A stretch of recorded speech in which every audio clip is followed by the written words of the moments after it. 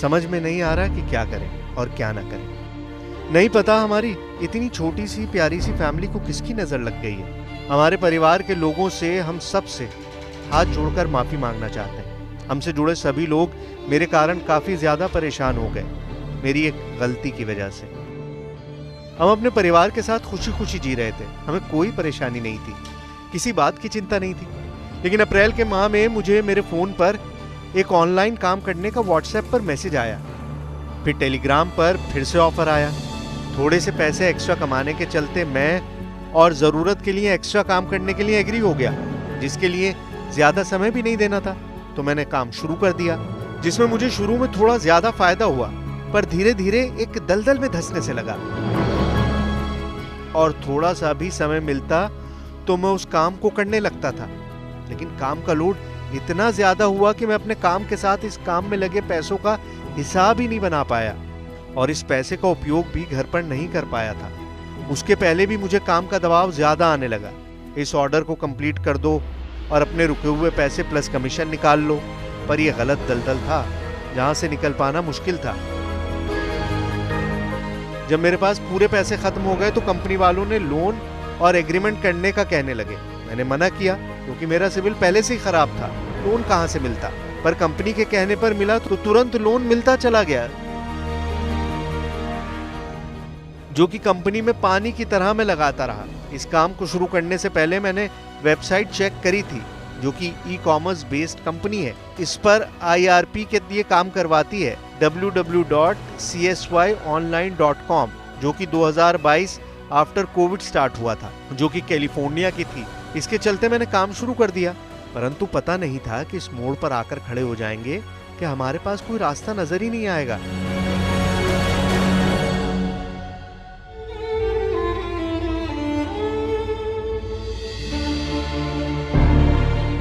इस काम की जानकारी ना तो मेरे परिवार में किसी को थी और ना ही मेरी पत्नी को। जब भी देखती तो बस यही कहती कि कुछ गलत मत करना, और मैं मना कर देता, कुछ नहीं, जो कर रहा हूं तुम्हारी खुशी के लिए कर रहा हूं। लेकिन मेरी समझ में नहीं आया कि मैंने क्या कर डाला। 4 साल पहले जिस कंपनी में मैं था वो बंद हो गई, जिससे मैं क्रेडिट सिविल खराब हो गया। ऑनलाइन जॉब का ऑफर आने के बाद मुझे लगा कि अब थोड़ा सा और, इसके बाद पैसे मिलते ही मैं सबका लोन क्लियर करके ये सब छोड़ दूंगा।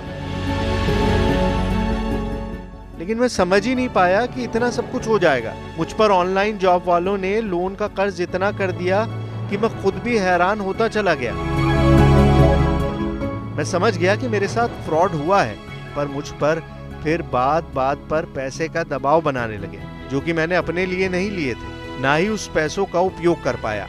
कंपनी के द्वारा लोन ऑफर पर लोन लेकर कंपनी में ही लगा दिए, और जून में लोन का कर्जा इतना ज्यादा हो गया कि लोन रिवर्स वालों ने चमकाना शुरू कर दिया। जून में कैसे भी करके EMI पे कर दी, पर जुलाई में लोन वालों ने मेरा फोन हैक करके उसकी डिटेल निकाल कर मेरे समस्त रिलेटिव, दोस्त, कलीग, ऑफिस कलीग को ब्लैकमेल करने लगे और धमकाने लगे कि तुम्हारी फोटो गलत बनाकर अश्लील फोटो सोशल मीडिया में वायरल कर दूंगा, नहीं तो लोन पे करो, और सभी सदस्यों को, परिवारों को बदनाम कर दूंगा। यहां तक कि मेरे बॉस की DP का मिसयूज करने लगे, जो कि मुझे अंदर से बहुत ज्यादा गिल्टी फील हो रही है। मेरी एक गलती की सजा मेरे साथ रहने वाले कनेक्शन सभी को ब्लैकमेल करने लगे। इसकी समस्त जानकारी साइबर क्राइम ऑफिस गया, पर वहां पर अधिकारी ना होने के कारण और अवकाश के चलते टल गया। मैं आज फिर 12 तारीख को साइबर ऑफिस के लिए निकला। पहले आवेदन बनवाने के लिए एडवोकेट से मिला, उन्होंने ड्राफ्टिंग के लिए कुछ समय लिया हुआ है, परंतु मैं इस हाल में हूं कि किसी से बात नहीं कर पा रहा, न किसी से नजर मिला पा रहा। आज मैं अपनी ही नजरों में गिर चुका हूं, ये कोई नहीं समझ पा रहा। आज नौकरी भी जाने की नौबत आ गई है। मुझे अपना और मेरे परिवार का भविष्य नहीं दिखाई दे रहा।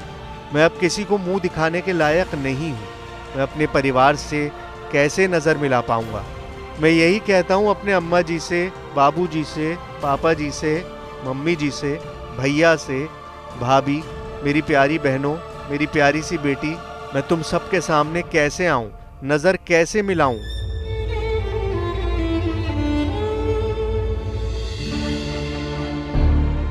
सबसे ज्यादा अब इस बात का डर है कि कहीं भविष्य में मेरी बेटी की शादी में कोई परेशानी ना आए। इसलिए मैं और मेरी पत्नी विद स्मॉल फैमिली रिशु किशु किसी को तकलीफ में नहीं छोड़ सकता, इसलिए उन्हें भी अपने साथ ले जा रहा हूं।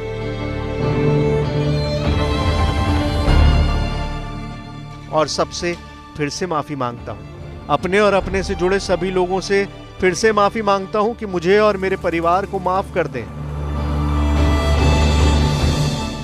मैं मजबूर हूं, शायद हमारे जाने के बाद सब अच्छा हो जाएगा। मेरा सबसे यही निवेदन है कि हमारे जाने के बाद मेरे परिवार वालों को लोन के लिए परेशान ना किया जाए।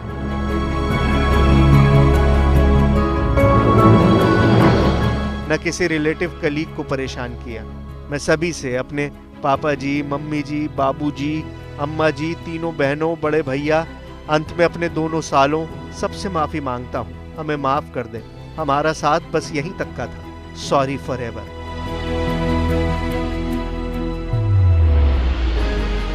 हमारी आखिरी इच्छा है कि हमें सामूहिक दाह संस्कार करें और हमारा कोई पोस्टमार्टम ना किया जाए ताकि हम चारों साथ में रहें।